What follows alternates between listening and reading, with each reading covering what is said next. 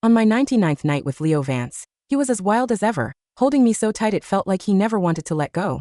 He once told me that physical attraction is far more stable than emotional love. And I had always believed we had an unspoken understanding, until I overheard him talking to his friends. Maya is just my executive assistant, Leo said, his voice casually amused. But I have to admit, she's incredible in bed. Double the service for one paycheck. Pretty good deal, right? Then one of his friends mentioned a name, Chloe. The moment he heard that name, Leo's voice softened instantly. Chloe is different. I couldn't bear to ruin her. At that moment, the illusion I had built for myself shattered. My hand froze on the doorknob. Instead of entering, I pulled out my phone and called the overseas headhunter who had been trying to recruit me for months. Are you still looking to hire me? The voice on the other end responded almost instantly. Perfect. My flight leaves tomorrow night. Come with me. I'll send a car to pick you up tomorrow evening.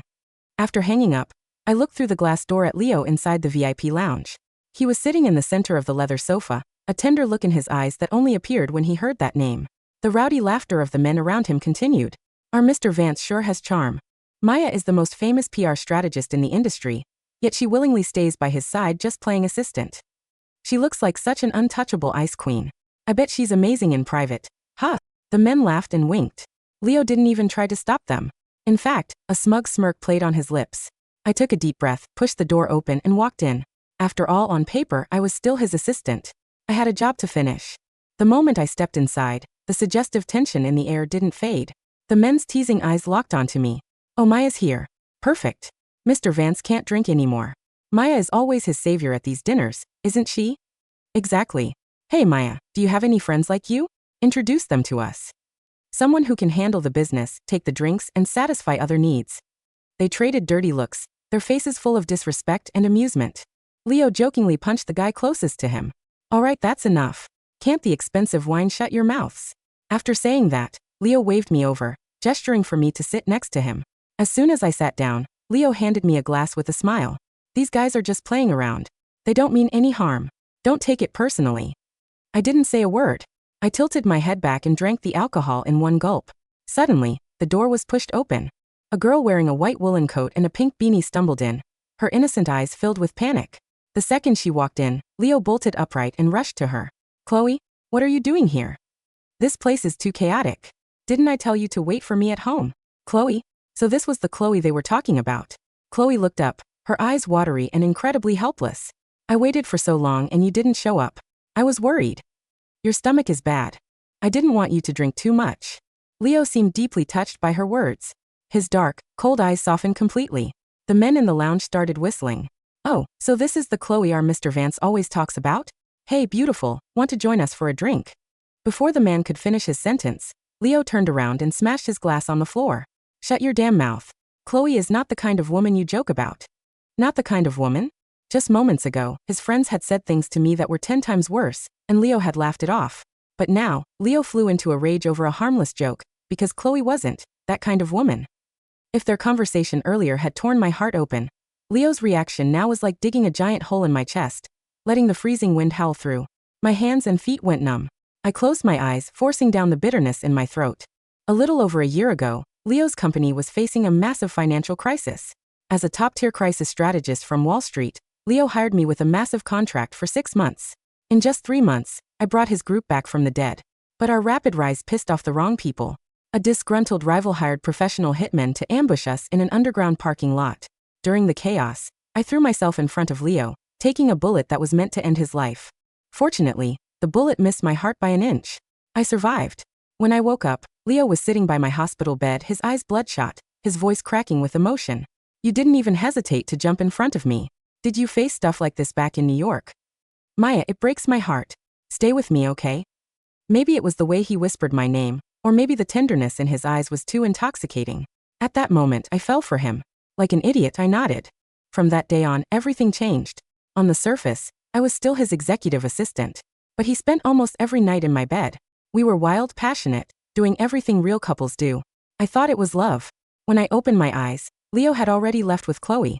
The people left in the room looked at me with either pity or ridicule. I ignored them, stood up, and walked out. I was leaving tomorrow. Once I got back to the apartment, I started packing my few belongings. This apartment was provided by Leo, and most of the things in it were bought by him. I didn't have much of my own to take. As I was packing, the front door opened. I didn't turn around. A moment later, a warm chest pressed against my back. A pair of rough hands slid under the hem of my shirt. Leo's voice was raspy from the alcohol. Why are you packing? Going somewhere? Is Hazel dragging you out on another trip? Hazel was my only friend in the country. We occasionally went on weekend getaways. I stopped his hand from moving higher and turned around to look him straight in the eyes. Instead of answering, I asked the one question on my mind. Leo, what are we? Leo froze. His drunk eyes cleared up a bit. Maya, is this about Chloe tonight? Are you upset? I didn't say a word. I let the silence speak for me. Leo let out a soft sigh and sat down on the sofa. When he looked up again, there was a hint of impatience in his eyes. Maya, I thought we had an unspoken understanding about this. Chloe won't affect us. Everything stays the same. Be a good girl, okay? At that moment, I realized I had never truly known this man. I forced back the tears prickling my eyes. I see. Hearing my response, Leo visibly relaxed. He stood up, wanting to hug me, but sensing my coldness, he stepped back. Whatever. Get some rest and clear your head. I'm leaving. I have a dinner with Mr. Sterling tomorrow afternoon. I'll send a driver to pick you up. Just relax during the day. After Leo left, all my strength drained away. My knees gave out, and I sank to the floor, the tears finally pouring down my face. A while later, my phone buzzed. It was a snap from Hazel. What is wrong with Leo? Why did he post this on his Insta story? I opened the screenshot Hazel sent. It was a photo Leo had just posted. It was a screenshot of a chat. The caption read, "Turns out being cared for after drinking feels this good." My tears fell onto the screen. With trembling fingers, I zoomed in on the chat. Most of the message was blurred out, except for one line from the sender. Your stomach is bad. I get so worried when you drink. If you do it again, I'm going to ignore you. Looking at those childish words, Chloe's innocent face flashed in my mind. I clicked on Leo's profile. His Insta page was blank for me. Just a gray line. He had blocked me from seeing it. I didn't know whether to laugh or cry. Hazel's messages kept spamming my phone. Who is that in the screenshot? That's not your profile picture. You've been with him for a year. What the hell is he doing? Has Leo lost his mind? Some basic, whiny text gets him so excited he has to show the whole world. Did he forget everything you've done for him? You're his girlfriend. Looking at the last message, I stared blankly for a second before typing back. I'm just his assistant. We both got it wrong. After that, Hazel didn't send another text. The next morning, Hazel sent a driver to my place, insisting on taking me out for lunch. I checked the time. Leo's dinner with Mr. Sterling was in the afternoon, and the driver wasn't picking me up until evening. I had time. Hazel was my only friend. Since I was leaving, I needed to say a proper goodbye. After a night of crying, I had mostly made peace with my decision. But Hazel spent the entire drive to the restaurant cursing Leo out. Looking at her flushed, angry face, my heart felt a little warmer. We hung out at the mall after lunch until the evening, when Leo's driver picked me up and took me to the private dining club. The moment I entered the VIP room, Leo smiled and waved at me. Maya, you're here. Come, sit. From the second I walked in, Mr. Sterling's slimy, greasy eyes crawled over my body like a snake. I pretended not to notice and sat down next to Leo. As soon as I sat down, Mr. Sterling spoke up.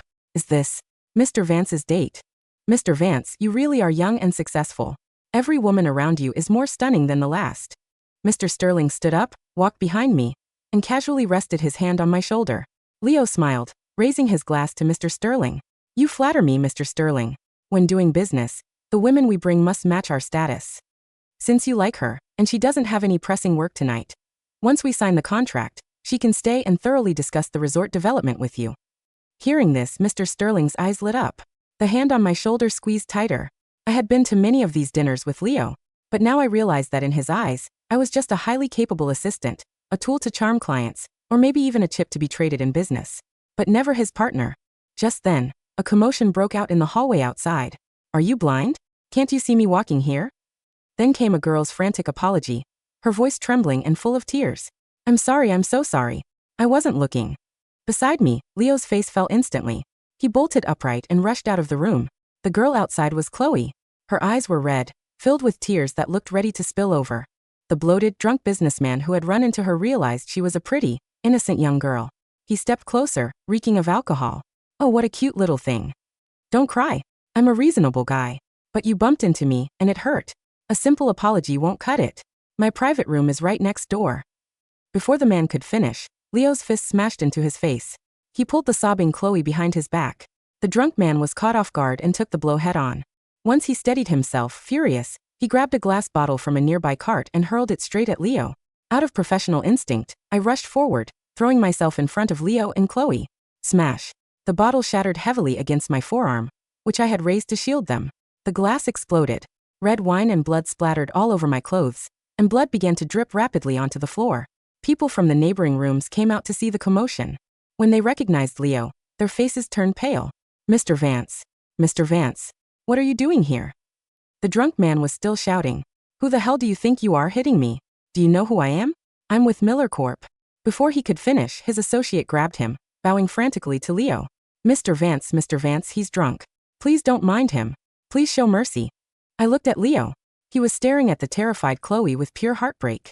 He didn't look at me for a single second. Hearing the associate's apology, Leo's eyes turned icy. Miller Corp? Got it. Chloe clutched Leo's sleeve, looking pitiful. Leo, I'm scared. Let's go. Without hesitation, Leo scooped Chloe up in his arms and carried her toward the private lounge. Before leaving, he seemed to suddenly remember I existed. Clean yourself up in the restroom. Once you're done, go back and take care of Mr. Sterling. Don't keep him waiting. This contract is highly important. I looked down at my dripping, bloody arm. A cold, bitter feeling washed over me. When Mr. Sterling put his slimy hands on me, Leo looked away and even offered me up as a bargaining chip. But when Chloe was merely teased, the always rational Leo lost his mind and started a fistfight. The difference between love and convenience was loud and clear. When I walked out of the restroom and past the private lounge, the door was slightly ajar. A suggestive, breathless sound drifted out. The woman was panting, her voice sweet and whiny. You say you love me, but why won't you take me to these dinners? Am I too embarrassing to be seen with? The man's voice was deep, thick with desire. The men at these dinners are beasts. You're too pure. I couldn't bear to let you near a place like this. I want to protect you from the world. I'd never let you get hurt. The girl giggled, teasing him. Don't be so eager. Your assistant is still cleaning up in the restroom.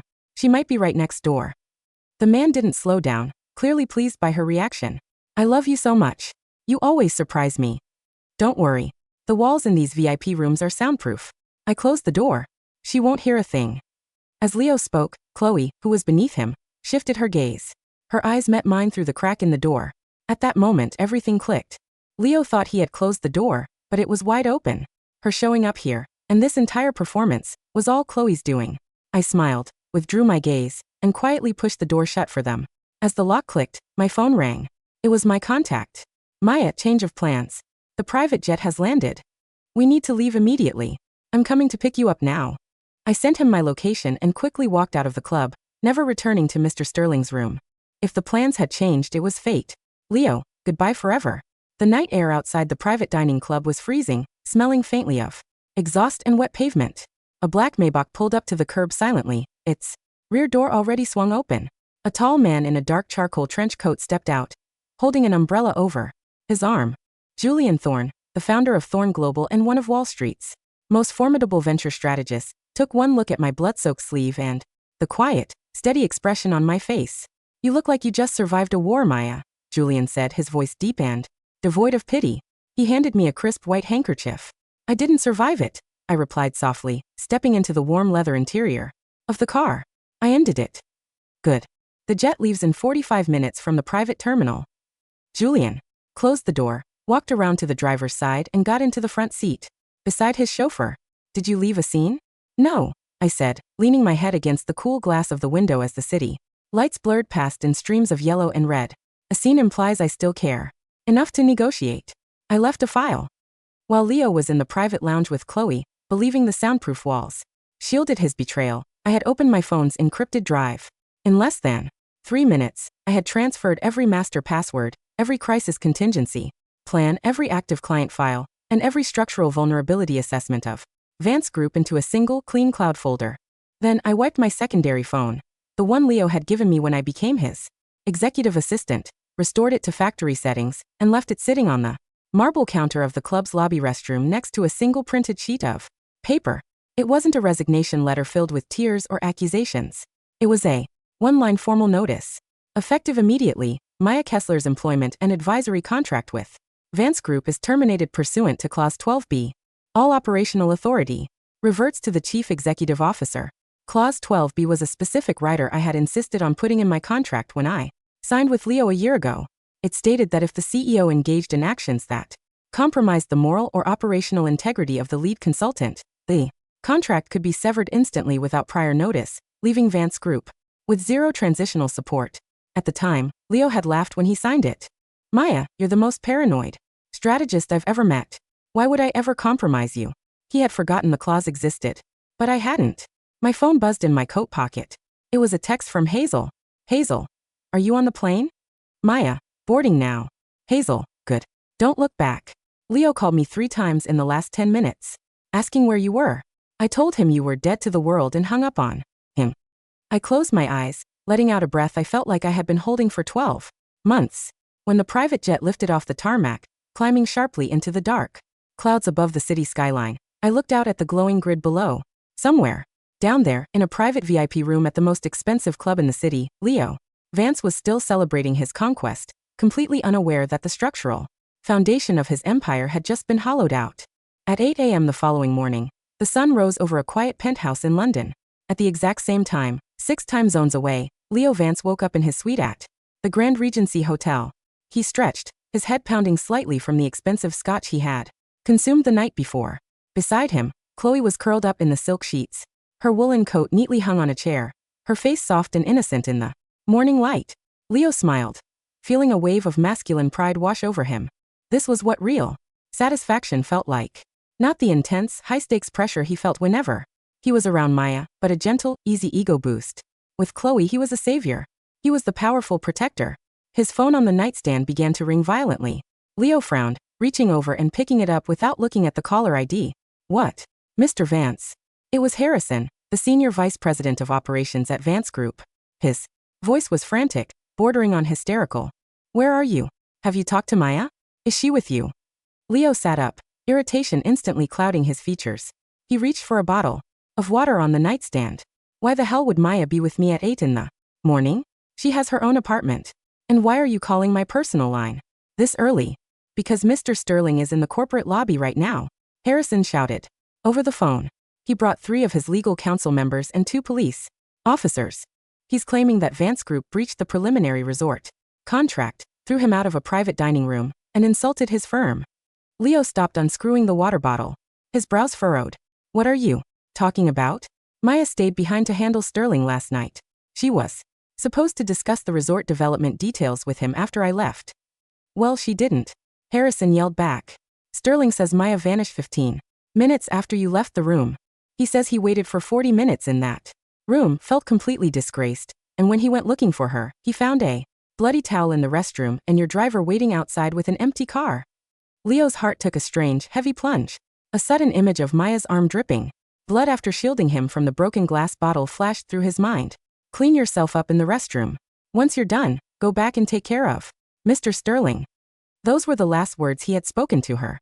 She probably just went home because of her arm, Leo muttered, though his hand holding the phone was tightening. She got hit by some stray glass last night. She's probably just throwing a quiet tantrum. You know how she is when she feels ignored. Mr. Vance, you don't understand. Harrison's voice was shaking now. Maya didn't go home. Her company laptop was delivered to the front desk by a courier at 6 this morning. It was factory wiped. And she left her resignation notice on your desk. Resignation. Leo gave a harsh, incredulous laugh. He swung his legs out of bed, grabbing his shirt. She can't resign. She's bound by a 3-year executive contract. If she walks, I'll sue her for every penny she made on Wall Street. Clause 12B, Mr. Vance. Harrison almost wept. She invoked Clause 12B. Her legal counsel sent an automated filing to the labor board at midnight. The contract is voided. Chloe stirred in the bed behind him, rubbing her eyes sleepily. Leo, who are you talking to? Is everything okay? Leo ignored her. He pulled up his contacts, found Maya's name, and hit dial. The number you have dialed is no longer in service. Please check the number and try again. He dialed again. Same automated tone. He pulled up WeChat, WhatsApp, and email. Every message he sent bounced back instantly with a stark red exclamation mark. You are no longer in this contact's friend list. Leo stood in the middle of the hotel room, the phone pressed to his ear, listening to the flat, dead silence on the line. For the first time in a year, a cold, creeping knot of panic tightened in the pit of his stomach. By noon, Leo had driven like a madman to Maya's high-rise apartment in the financial district. He didn't even use the elevator code. He shoved past the lobby doorman who looked at him with an uncomfortable, cautious expression. Mr. Vance, Miss Kessler surrendered her keys to the building management at midnight. The doorman called after him. She said the lease is terminated. Leo didn't listen. He took the stairs 3 at a time, his heart hammering against his ribs like a trapped bird. When he reached the top floor and slammed his palm against her door, it swung open effortlessly. It wasn't locked. The apartment was dead quiet. Leo stepped inside, his boots echoing loudly on the dark hardwood floors. The living room was completely stripped. The custom artwork she had brought from New York was gone. The coffee table where she used to sit until 2 a.m. fixing his financial projections was bare, save for a single set of spare keys resting in the center. He sprinted into the master bedroom. The closet doors were wide open. Every piece of clothing he had bought her, the tailored silk blouses, the designer coats, the expensive jewelry he had gifted her after successful acquisitions, was hanging neatly in precise color-coded order. She hadn't taken a single thing he had paid for. The only things missing were her 2 black leather luggage bags, her personal passport, and the small framed silver photo of her late mother that used to sit on her nightstand. She hadn't just moved out. She had erased her presence from his life as if she had been a ghost who had decided to stop haunting him. Leo walked slowly into the walk-in closet, reaching out a trembling hand to touch a blue silk dress she had worn to the annual gala 6 months ago. He remembered how she had stood beside him that night, effortlessly navigating conversations with European ambassadors while keeping his drink topped up. He reached down to pull open her nightstand drawer, half hoping to find an angry note, a bitter letter, anything that showed she was hurting. Instead, he found a small velvet-lined box. Inside lay the silver bullet casing, the one the surgeons had extracted from her chest a year ago when she took a hit meant for his heart. She had kept it in a velvet box on her nightstand ever since. Beside the box was a sticky note in her sharp, elegant handwriting. Return to sender. Leo stared at the silver casing. The air in his lungs suddenly felt thin, suffocating, as if the room had lost all oxygen. His phone buzzed in his pocket again. It was Chloe. Leo, where are you? The board members are arriving at your office, and they look really angry. Harrison told me to call you. Leo, I'm scared. Come pick me up. Leo looked down at the velvet box in his hand. For the first time, the sweet, needy tone of Chloe's voice didn't bring him a rush of masculine pride.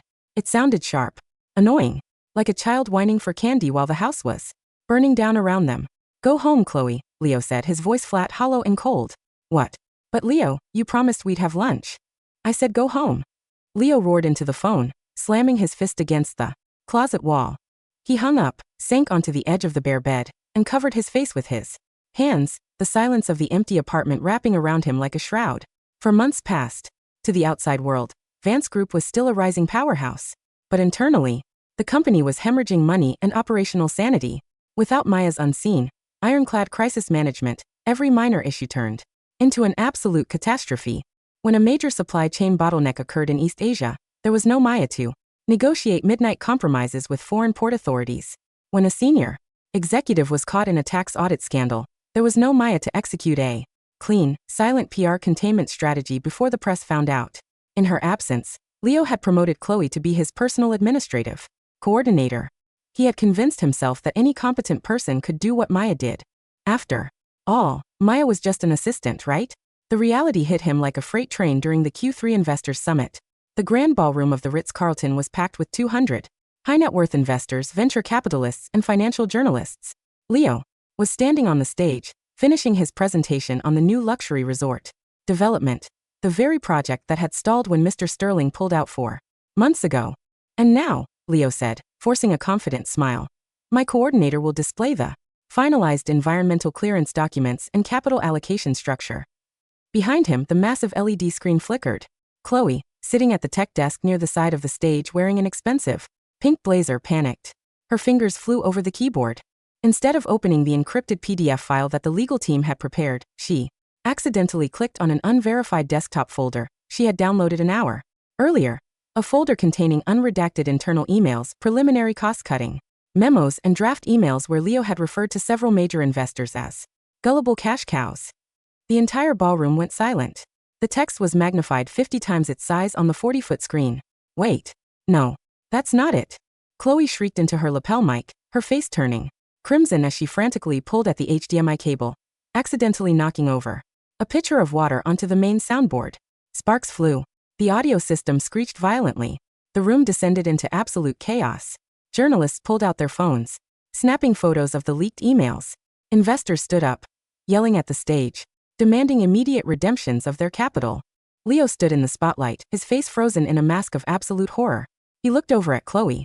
She was crying hysterically, clutching her designer handbag, wailing, "Leo, I didn't mean to. The files were named the same thing. Don't be mad at me. You know technology stresses me out. Chloe is different. I couldn't bear to ruin her." His own words from 4 months ago echoed in his ears, ringing with a cruel, mocking mockery. Maya would have never made that mistake. Maya had spent 6 years on Wall Street. She knew every keystroke, every encryption layer, every psychological nuance of an investor audience.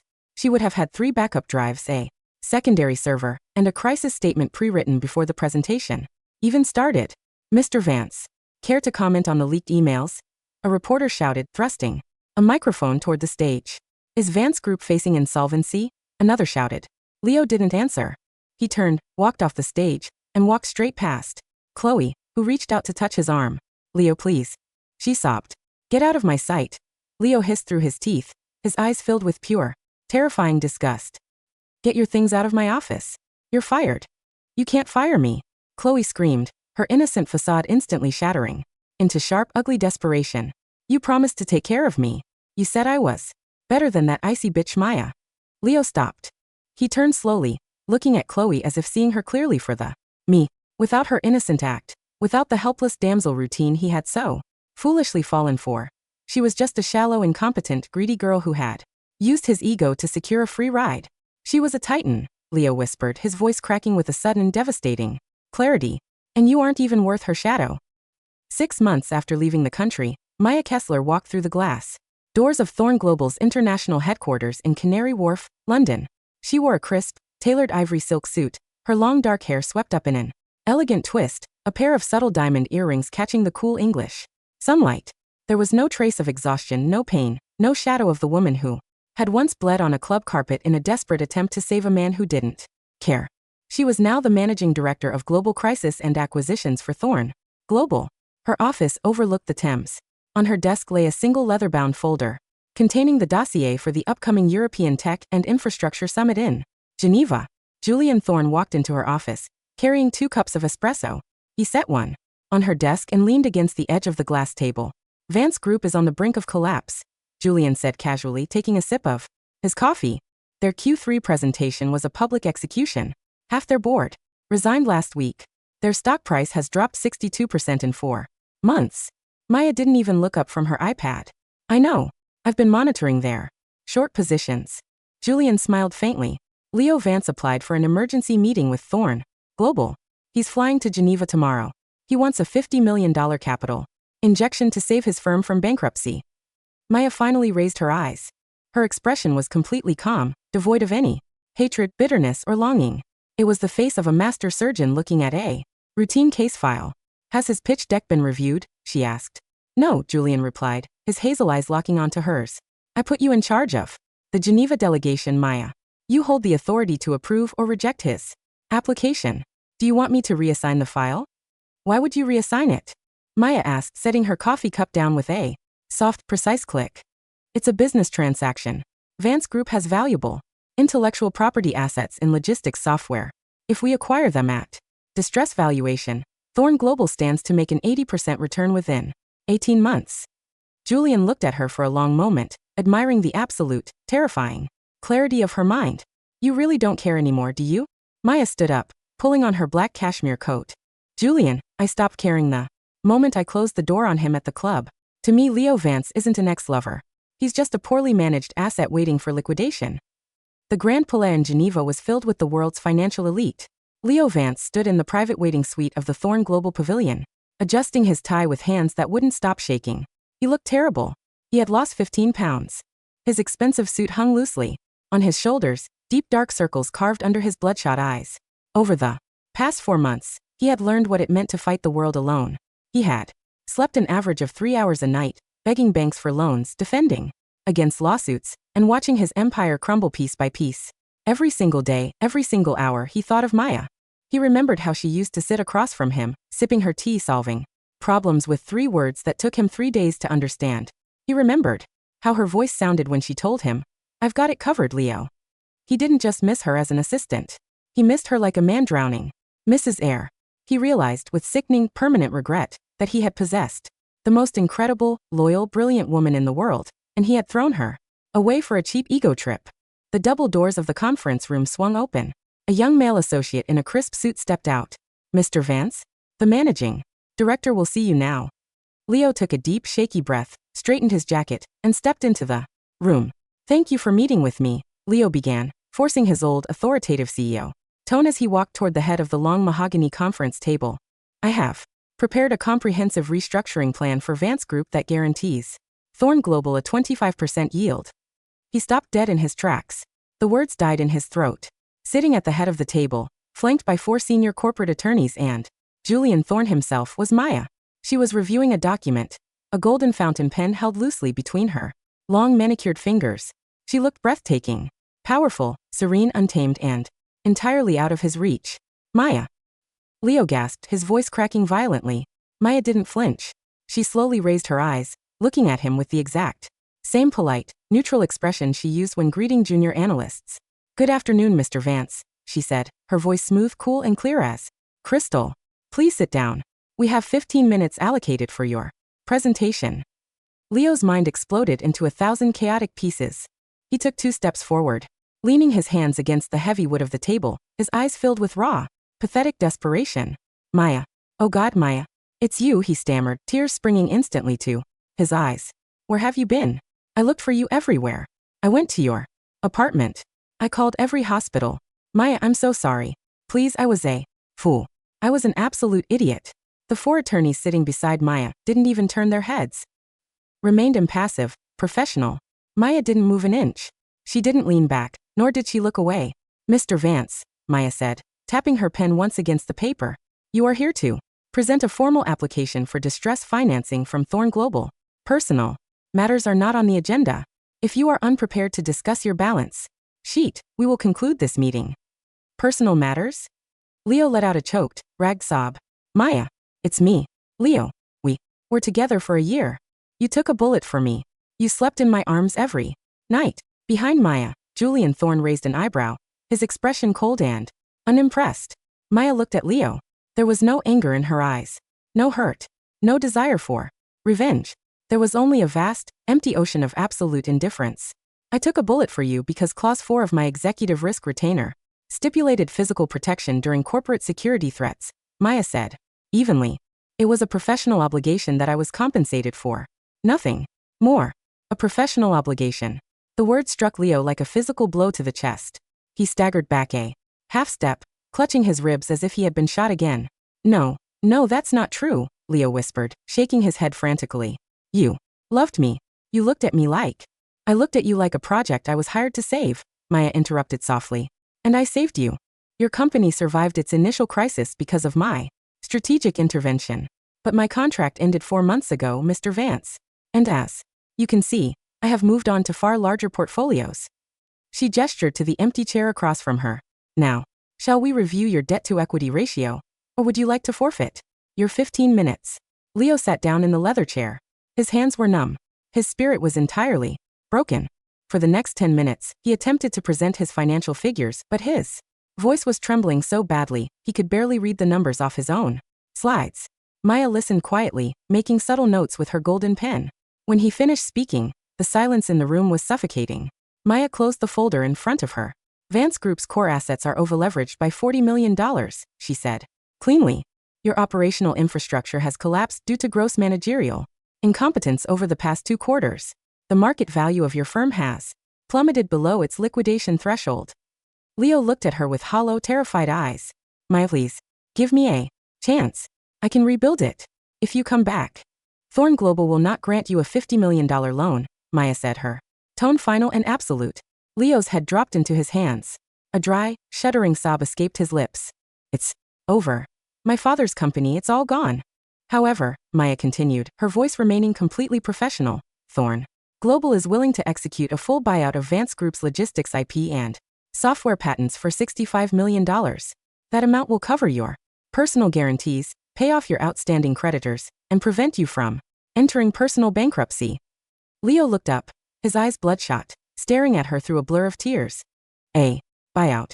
That means I won't be CEO anymore. You were never qualified to be CEO, Leo, Maya said softly, standing up from her chair and buttoning her tailored suit jacket. You were just a man who had a great assistant. She pulled a clean black pen from her inner coat pocket and laid it on the table, in front of him, alongside a thick blue acquisition contract. Sign the buyout terms, Mr. Vance.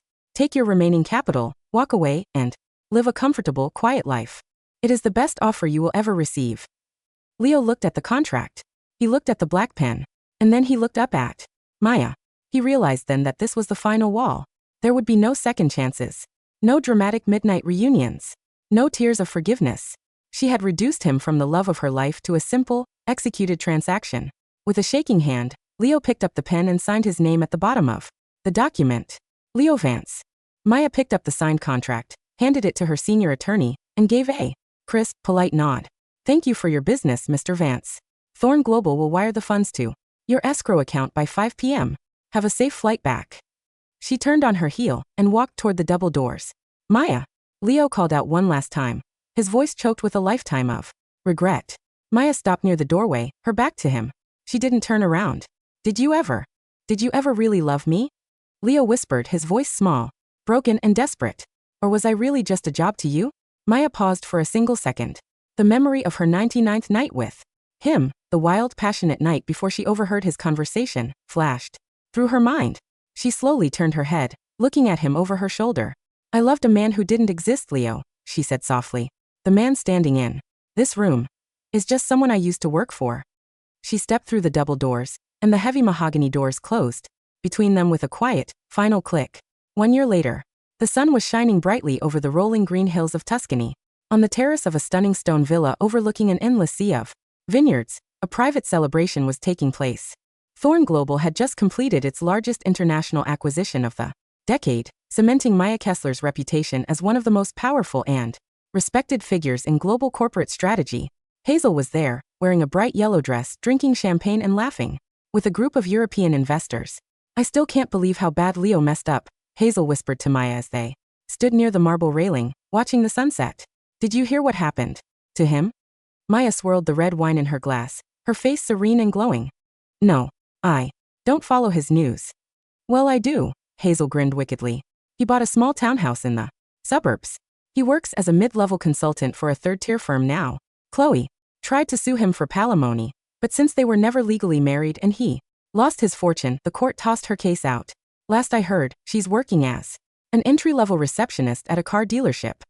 Maya let out a soft, genuine laugh, a light, musical sound that carried over the terrace. They deserved each other, Maya said simply. And what about you? Hazel asked, nudging her shoulder playfully. What does the great Maya Kessler deserve? Everything I build for myself, Maya replied smoothly. Behind them, Julian Thorne stepped out onto the terrace, holding 2 glasses of aged Barolo. He walked over to Maya, offering her a warm, respectful smile. A smile that held zero possession, zero arrogance, but a mountain of deep, mutual admiration. The board just voted unanimously, Julian said softly, clinking his glass against hers. They want to rename the European division Kessler Thorn Global. Maya looked at the golden horizon, at the endless sky stretching out before her, feeling the cool, clean wind on her face. She had bled for a boy who treated her like a secret. And now, she stood as a titan holding the world in her hands, answered by no one, bound by nothing, and completely, undeniably free.